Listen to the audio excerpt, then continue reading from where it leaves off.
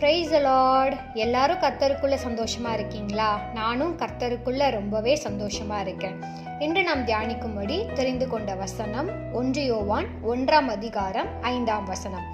தேவன் ஒளியாயிருக்கிறார், அவரில் எவ்வளவேனும் இருள் இல்லை. ஒளி தேவனை குறிக்கிறது. இருள், இருட்டு போன்றவை பிசாசையும் பாவத்தையும் குறிக்கிறது. ஒளியானது வரும்போது இருளானது விலகி போகும். ஒளியாயிருக்கிற இயேசு கிறிஸ்து நம்மிடத்தில் வரும்பொழுது இருளாயிருக்கிற பிசாசின் செய்கைகளும் பாவ கிரியைகளும் நம்மை விட்டு ஒளிந்து போகும்.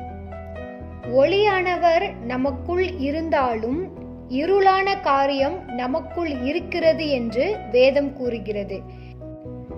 எப்படி என்றால் 1 யோவான் 2ஆம் அதிகாரம் 9ஆம் வசனத்தில் இப்படியா எழுதப்பட்டிருக்கிறது: ஒளியிலே இருக்கிறேன் என்று சொல்லியும் தன் சகோதரனை பகைக்கிறவன் இதுவரைக்கும் இருளிலே இருக்கிறான்.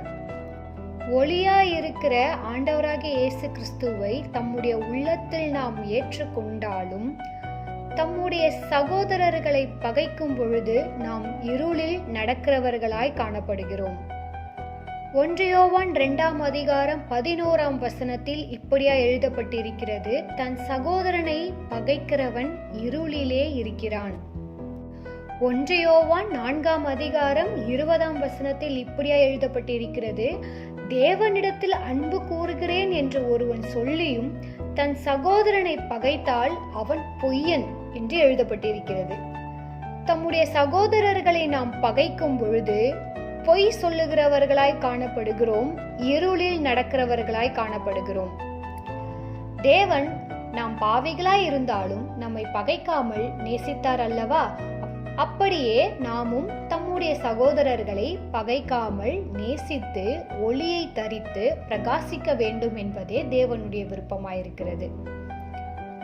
ஆமேன். கர்த்தர் தாமே நம் அனைவரையும் ஆசீர்வதிப்பாராக.